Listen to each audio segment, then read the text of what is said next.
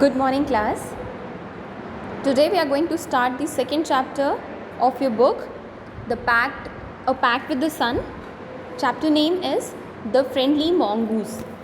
And this story is actually a story from the famous book, The Panchatantra. Okay? So this is one of the story from the Panchatantra. Let's begin the story. The Friendly Mongoose. Mongoose is a name of an animal. ये एक animal का नाम है जिसे हम कहते हैं नेवला. Okay, Hindi में जिसे हम नेवला कहते हैं उसी के लिए इंग्लिश में टर्म यूज़ होता है मॉन्गूस.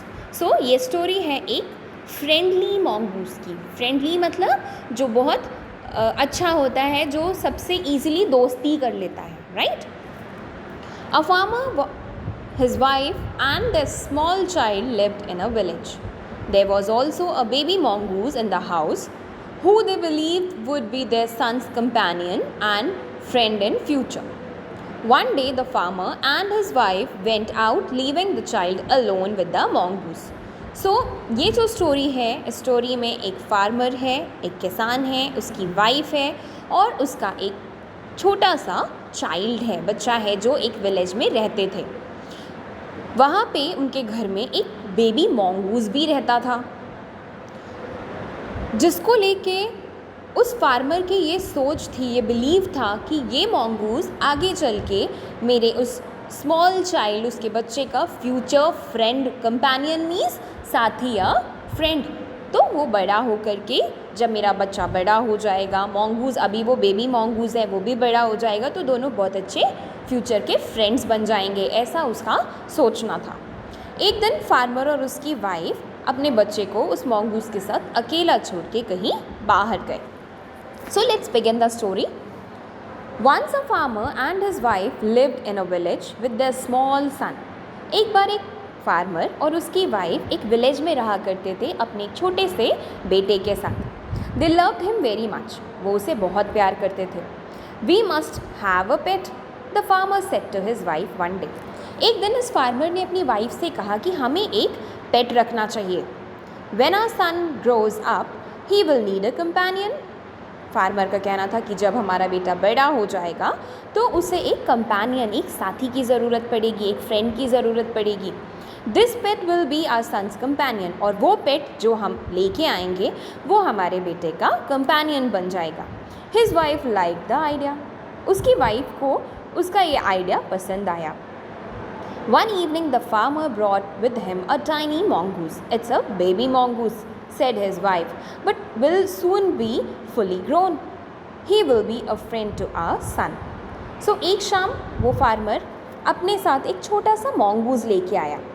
उसकी वाइफ ने कहा, It's a baby mongoose. ये तो एक छोटा नेवला है, बेबी mongoose है, but will be fully grown. लेकिन जल्दी वो काफ़ी बड़ा हो जाएगा और हमारे बेटे का फ्रेंड बन जाएगा. Both the baby and the mongoose grew. दोनों बेबी, क्योंकि वो उस टाइम पे वो छोटा सा बेबी था, उसका बेटा भी छोटा था और वो मॉन्गूस भी बेबी मॉन्गूस था, छोटा था. दोनों ही साथ साथ बड़े होने लगे. In 5 or 6 months the mongoose had grown to its full size. 5 to 6 month में वो जो मॉन्गूस, बेबी मॉन्गूस था, वो काफ़ी बड़े साइज़ में हो गया, वो ग्रो कर गया, काफ़ी बड़ा हो गया. A lovely animal with 2 shining black eyes and a bushy tail. वो एक बहुत ही लवली, बहुत प्यारा सा एनिमल था. ग्रो करने के बाद वो बहुत प्यारा लगता था. उसकी 2 शाइनिंग ब्लैक आइज़ थी, चमकती हुई आँखें थी काली, और उसकी एक बुशी टेल थी.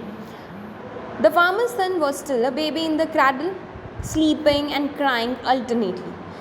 वो मॉन्गूस तो काफ़ी बड़ा हो गया, लेकिन उस फार्मर का जो बेटा था, वो स्मॉल बेबी, वो क्रेडल का मतलब होता है स्मॉल बेड, पालना जिसे कहते हैं. सो अभी भी वो बेटा जो था फार्मर का, वो छोटा ही था. मॉन्गूस तो बड़ा हो गया, लेकिन वो बच्चा छोटा ही था. और वो उस टाइम पर भी पालने में सोया करता था और अल्टरनेटली बार बार से, मतलब सोता था फिर रोता था. बच्चे क्या करते हैं, वो सोते हैं फिर खेलते हैं फिर रोते हैं, क्योंकि वो मूव नहीं कर सकते, चल नहीं सकते. राइट. उन्हें हर चीज़ के लिए दूसरों की केयर की ज़रूरत पड़ती है. अपने लिए वो अपने से खुद के लिए कुछ नहीं कर सकते। तो उसका बेटा छोटा सा था और वो mongoose बड़ा हो गया था within 5 to 6 months. One day the farmer's wife wanted to go to market. एक दिन क्या हुआ, फार्मर की जो वाइफ थी उसे मार्केट जाना था. She fed the baby and rocked him to sleep in his little cradle. तो उसने क्या किया, उसने अपने बेबी को फीड कराया और फिर उसको रॉक्ड का मतलब होता है कि move back and fourth, means जब पालने में हम बेबी को लिटाते हैं तो उसको क्या करते हैं, इधर उधर मूव करता है ना, उसको कहते हैं रॉक्ड. तो फीड करने के बाद, उसको खिलाने के बाद उसने अपने बेबी को उस पालने में लिटा दिया और उसको रॉक करने लगी, इधर उधर हिलाने लगी जिससे कि वो सो सके. Okay. Picking up the basket, she said to her husband, "I am off to the bazaar. The baby is sleeping. Keep an eye on him. Frankly, I don't like to leave the child alone with the mongoose." उसकी wife जब market जाने लगी तो उसने basket लिया, picking up the basket उठाया और अपने हस्बैंड से कहा that I am off to the बाज़ार, मैं बाज़ार जा रही हूँ, बेबी सो रहा है, बच्चे पे ध्यान देना, keep an I on him, बच्चे का ध्यान रखना. फिर वो बोलती है फ्रैंकली, सच कहूँ, I don't like to leave the child alone with the mongoose. वो कहती है अपने हस्बैंड से कि सच कहूँ तो मैं बिल्कुल नहीं चाहती कि मैं अपने बेटे को उस mongoose, उस नेवले के साथ अकेला छोड़ कर जाऊँ. तो वो अपने हस्बैंड से कहती है कि तुम उसके बेटे का ध्यान रखना. You needn't be afraid said the farmer. Farmer कहता है तुम्हें डरने की ज़रूरत नहीं है. The mongoose is a friendly animal. ये जो mongoose है ये एक फ्रेंडली एनिमल है, या जो नेवले होते हैं वो काफ़ी फ्रेंडली होते हैं, किसी को हार्म नहीं करते अननेसेसरी, राइट, जब तक उन्हें हार्म ना किया जाए. सो वो अपनी वाइफ को समझाता है कि ये एक फ्रेंडली एनिमल है, इससे डरने की ज़रूरत नहीं है. It's as sweet as a baby and they are the best friends you know. वो अपनी वाइफ से कहता है कि ये जो mongoose है वो उतना ही स्वीट है, उतना ही प्यारा है जितना हमारा बेबी है, और वो दोनों बेस्ट फ्रेंड्स हैं, तुम तो जानती हो. The wife went away. इतना कह के वाइफ वहाँ से, ये जब डिस्कशन करने के बाद वाइफ वहाँ से चली जाती है market. And the farmer having nothing to do in the house. और फार्मर के पास भी घर पे कुछ करने को नहीं होता. So he decided to go out and take a look at his fields not far away. So farmer क्या डिसाइड करता है, क्योंकि घर में उसके पास कुछ भी करने को नहीं था, उसका बेबी क्रैडल में सो रहा था. सो वो डिसाइड करता है कि वो थोड़ा बाहर जाएगा और अपने फील्ड्स, अपने खेतों को जाके देखेगा, ज़्यादा दूर नहीं जाएगा, पास ही जाकर एक लुक लेके आएगा, देख करके आएगा. He ran into some friends on the way back and didn't return for quite some time. वो जब बाहर जाता है फार्मर तो अपने कुछ फ्रेंड्स के साथ बातें करने लगता है और काफ़ी टाइम लग जाता है, वो वापस नहीं आता. The farmer's wife return home from the market carrying a heavy basket. She found the mongoose at the entrance of the house with blood on his face and pause. She jumped to the conclusion that it was her son's blood and the mongoose was the guilty one. Okay, so जब farmer की wife वापस आती है घर market से तो उसके पास एक हैवी, मतलब वो सारी शॉपिंग करने के बाद, मार्केटिंग करने के बाद वापस आती है और उस समय उसके हाथ में एक हैवी बास्केट होता है जिसमें ढेर सारा सामान था. She found the mongoose. Okay, जब वो एंटर करती है तो एंट्रेंस पे, दरवाजे पर ही उसने क्या देखा कि mongoose, वो नेवला क्या है, उसके बॉडी पे, उसके फेस पे, उसके पॉज पे, पंजे पे क्या लगा हुआ है, ब्लड लगा हुआ है. उसने तुरंत कंक्लूजन, मतलब उसने तुरंत ये सोच लिया कि ये जो ब्लड है वो मेरे बेटे का ब्लड है. और उसने क्या सोच लिया, उसने ये नहीं देखा कि ये ब्लड किसका है, वो सिर्फ ब्लड देख करके उसने कंक्लूजन निकाल लिया, ये सोच लिया कि इस mongoose ने मेरे बेटे को किल किया या उसे हार्म किया, ऐसा उसने कंक्लूजन निकाल लिया उस ब्लड को देख के. The farmer's wife finished her shopping and came back home with a basket full of groceries. So वो जो फार्मर की वाइफ थी वो अपनी शॉपिंग को फिनिश करती है और वापस घर आती है, और उस टाइम पे उसके बास्केट में ढेर सारे फूड प्रोडक्ट्स थे, ग्रॉसरीज थी, खाने की चीज़ें थी. She saw the mongoose sitting outside as if waiting for her. उसने क्या देखा कि mongoose जो था वो बाहर बैठा हुआ था एंट्रेंस पे और ऐसा लग रहा था कि वो वेट कर रहा था. On seeing her, he ran to welcome her. जैसे ही मॉन्गूस ने उस लेडी को देखा, फार्मर की वाइफ को देखा, वो उसकी तरफ आगे बढ़ा। ऐसा लग रहा था कि वो उसको वेलकम करने के लिए आया है। कस्टमरी मतलब होता है ऐसा वो किया करता था, ठीक है। सो वो बाहर आता है उसे वेलकम करने के लिए। The farmer's wife took one look at the mongoose and screamed. लेकिन फार्मर की वाइफ ने जब मॉन्गूस को देखा तो वो स्क्रीम करने लगी, चिल्लाने लगी, ब्लड, शी क्राइड।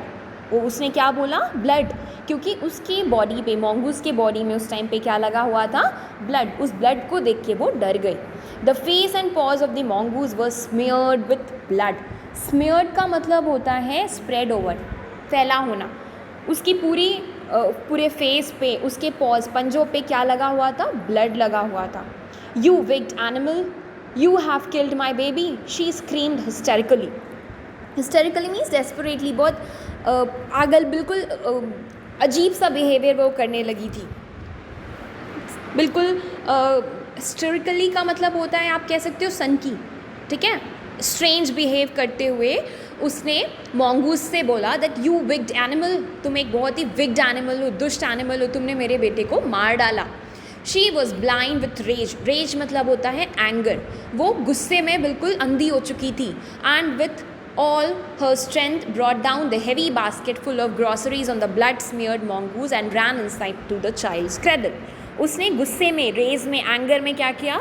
वो जो बास्केट था फुल ऑफ ग्रॉसरीज से भरा हुआ जो बास्केट था, हैवी बास्केट था, उसने उसको क्या किया? उस मॉन्गूस के ऊपर मार दिया, या मतलब मॉन्गूस को उस बास्केट से मारा, उसके ऊपर फेंक दिया फुल स्ट्रेंथ के साथ। और वो अंदर दौड़ी उस पालने के पास, उस चाइल्ड के क्रैडल के पास जहाँ वो सो रहा था। The baby was fast asleep. जब वो वहाँ पहुँची तो उसने देखा कि उसका बेटा तो सो रहा था। बट ऑन द फ्लोर ले अ black snake torn and bleeding. लेकिन ज़मीन पर उसने क्या देखा कि एक स्नेक था, एक ब्लैक स्नेक, जो टॉर्न मतलब शायद इस टॉर्न का मतलब होता है कट ओपन, फट जाना, कटा हुआ होना, ठीक है। सो मॉन्गूस की फ़ाइट किससे हुई थी? स्नेक से हुई थी।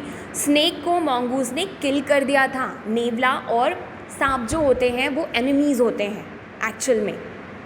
तो नेवले ने क्या किया था? स्नेक को मार डाला था। तो जब वो लेडी अंदर गई रूम में तो उसने क्या देखा कि उसका बेटा तो सो रहा था, लेकिन पास में ही फ्लोर पे एक ब्लैक स्नेक था जो ब्लीड कर रहा था, वो कटा हुआ था और उससे ब्लीडिंग हो रही थी, ब्लड बाहर आ रहा था। In a flash suddenly she realised what had happened. तब उसे समझ में आया कि एक्चुअल में हुआ क्या था। अर्लियर उसने क्या सोचा? When she saw the blood on the paws and on the face of mongoose, उन्होंने ये सोचा कि मॉन्गूस ने उसके बेटे को किल किया है। बट जब उसने उस स्नेक को देखा तब उसने रियलाइज़ किया कि नहीं, एक्चुअल में मॉन्गूस की फ़ाइट स्नेक से हुई थी। उसने उसके बॉडी में, उसके फेस में, उसके पॉ में स्नेक का ब्लड था, ना कि उसके बेटे का। She ran out looking for the mongoose. वो दौड़ के बाहर जाती है मॉन्गूस को देखने के लिए जिसके ऊपर उसने हैवी बास्केट थ्रो किया था। Oh you save my child, you killed the snake, what have I done, she cried touching the mongoose. उसने क्या बोला? उसको टच करते हुए बोला कि तुमने मेरे बच्चे को बचाया, उसको सेव किया, तुमने स्नेक को मार डाला, मैं क्या करूं, मैंने तुम्हारे साथ क्या कर दिया? क्योंकि उसने उसको मार दिया था। Who lay dead and still unaware of her sobbing. जब तक वो बाहर गई थी तब तक वो मॉन्गूस भी मर चुका था और उसे सॉब मतलब होता है क्राई, रोना, आंसू।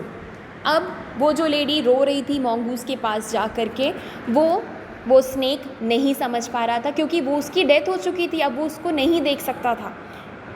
The farmer's wife who had acted hastily and rashly stared long at the dead mongoose.